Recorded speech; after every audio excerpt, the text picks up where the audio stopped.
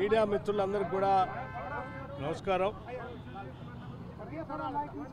మీ అందరికీ తెలిసిందే, తెలంగాణ రాష్ట్ర ప్రభుత్వం సోలార్ పవర్ పైన న్యూ ఎనర్జీ పాలసీ తీసుకొని వచ్చిన దగ్గర నుంచి ప్రత్యేకమైనటువంటి దృష్టి సారించిన విషయం మీ అందరికీ తెలిసిందే. దాంట్లో భాగంగా 4000 మెగావాట్లు సంబంధించినటువంటి సోలార్ పవర్లో భాగంగా రైతులకి పెద్ద ఎత్తున సోలార్ పంపులు పెట్టించే దాంట్లో భాగంగా సెల్ఫ్ హెల్ప్ గ్రూప్స్కి రాష్ట్ర ప్రభుత్వం నుంచి 1000 మెగావాట్ల పవర్ని సప్లై చేసేటువంటి సెటప్ చేసుకునేటువంటి ప్లాంట్స్ సంబంధించి ఎనర్జీ డిపార్ట్మెంటు, అట్లాగే Panchayati Raj department, self help groups సంబంధించి ఒక ఎంఓయూ చేసుకోవటం కూడా జరిగింది. ఆ ఎంఓయూలో భాగంగా సెల్ఫ్ హెల్ప్ గ్రూప్ మెంబర్స్ అందరికీ 1000 మెగావాట్ల పవర్ని తయారు చేసి రాష్ట్ర ప్రభుత్వానికి ఇచ్చే క్రమంలో భాగంగా గతంలో రాష్ట్ర ప్రభుత్వం 4000 మెగావాట్లు ఏదైతే రాష్ట్రానికి సోలార్ పవర్లో భాగంగా ఇవ్వటానికి సిద్ధపడిందో దాంట్లో కుదించి 1000 మెగావాట్లకే కుదించినటువంటి సమాచారం అందిన వెంటనే మేము కేంద్ర ప్రభుత్వాన్ని కలిసి గౌరవ మంత్రివర్యులు ప్రహ్లాద్ జోషి గారిని కలిసి దాన్ని తిరిగి 4000 మెగావాట్లుగా ఉంచాల్సిందిగా వారికి విజ్ఞప్తి చేయడం జరిగింది. That is number 1. Number 2, Kusum B and Kusum C అని కూడా ఉన్నాయి.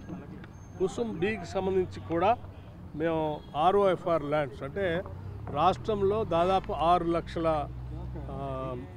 ROFR ల్యాండ్స్, అంటే గిరిజనులకి రాష్ట్ర అటవీ హక్కుల చట్టం ప్రకారం ఆనాటి ప్రభుత్వాలు పంపిణీ చేసినటువంటి భూముల్లో వ్యవసాయం చేసుకోవటానికి కావలసిన విధంగా అక్కడ అడవిలోంచి లైన్లు వేయటానికి అవకాశం లేకపోవటం వల్ల, అటవీకి సంబంధించిన అధికారులు దాన్ని అనుమతించకపోవటం వల్ల, వాళ్ళ భూములు పంచినప్పటికీ పట్టాలు ఉన్నప్పటికీ కూడా వ్యవసాయం చేసుకోవడానికి కావాల్సిన పవర్ అందుబాటులో లేకపోవటం వల్ల చాలా పెద్ద ఎత్తున నష్టపోతున్నారు. కాబట్టి తెలంగాణ ప్రభుత్వం ఇందిరా గిరి జల వికాసం అనే ఒక పథకాన్ని కొత్తగా తీసుకొని వచ్చింది.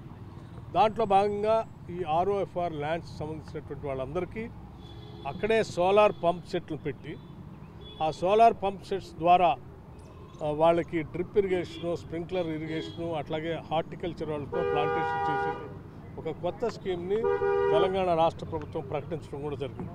దాంట్లో భాగంగా ఆ కుసుమ్ బి కూడా పెద్ద ఎత్తున ఈ దేశంలో మిగతా రాష్ట్రాలకి ఏ రకంగా అయితే సబ్సిడీతో కొంత పాటిస్తూ ఉన్నారో ఆ స్కీమ్ను కూడా రాష్ట్ర ప్రభుత్వానికి పెద్ద ఎత్తున అందివ్వాలని వారిని కోరటం జరిగింది. అట్లాగే కుసుమ్ సికి సంబంధించి కూడా 1,00,000 పంప్ సెట్లకి ఇళ్ళకి సంబంధించి కుసుమ్ సిలో కూడా కన్సిడర్ చేయమని చెప్పడం జరిగింది. దాంట్లో భాగంగా ఇప్పటికే తెలంగాణ రాష్ట్ర ప్రభుత్వం కొన్ని విలేజ్ని సంపూర్ణంగా సోలరైజేషన్ చేసేటువంటి కార్యక్రమాన్ని, కొన్ని 2 మండలాలని పైలట్ ప్రాజెక్ట్ కింద సోలరైజేషన్ చేసే కార్యక్రమాన్ని కూడా టేకప్ చేసామని వారి దృష్టికి తీసుకొచ్చాం. వారు కూడా ఒక మోడల్గా పైలట్ ప్రాజెక్ట్ కిందగా చేస్తున్నటువంటి కార్యక్రమాన్ని వారు కూడా అభినందించారు.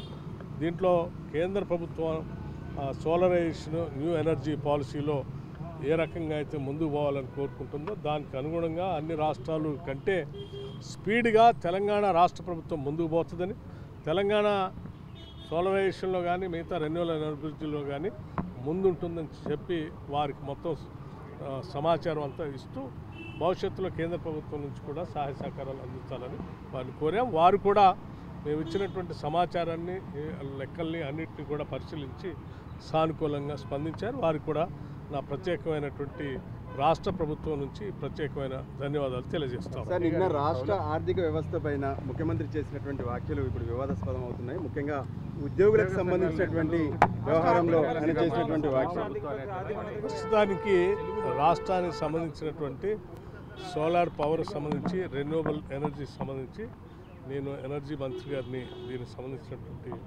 ప్రహ్లాద్ జోషి గారిని కలిసి రాష్ట్రానికి దీని ద్వారా ఏ రకమైనటువంటి లబ్ధి పొందడానికి అవకాశాలు ఉన్నాయో వాటన్నిటిని వారి దృష్టికి తీసుకుని వచ్చి ఆ రాష్ట్ర ప్రయోజనాల కోసం నా ప్రయత్నంతో చేస్తున్నాను. ఆర్థిక సంబంధమైనటువంటి అంశాలన్నీ తప్పనిసరిగా దానికి సంబంధించి నేను రేపు హైదరాబాద్ వెళ్ళిన తర్వాత వారితో సంపూర్ణంగా మీడియాతో కూర్చొని మాట్లాడతాను.